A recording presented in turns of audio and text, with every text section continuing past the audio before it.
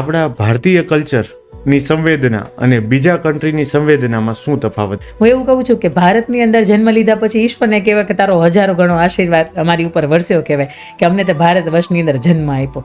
સાચી વાત. સારા લોકો એવા છે કે જે બહુ સરસ મજાની પશ્ચિમી જીવે છે, પણ એની પાસે આવી સનાતન સભ્યતા નથી, એની પાસે આવી સંસ્કૃતિ નથી. એટલે આ ભારતની જે પશ્ચિમી સંસ્કૃતિકરણની આપણી જે વ્યવસ્થા છે એ અલગ પડે છે. એનું કારણ પણ એ છે કે આપણને આ ધર્મશાસ્ત્રોની ગિફ્ટ મળી છે. તમે જોયું હશે કોઈ ભગવાન એવા છે કે જે વિદેશની અંદર જન્મ્યા હોય, બહુ રેર, તમને કદાચ કિસ્સાઓમાંથી તમે 100 લ્યો, તમને 1-2 સંત એવા મળે કે જે વિશ્વની ધરતી ઉપર એને જન્મ લીધો છે.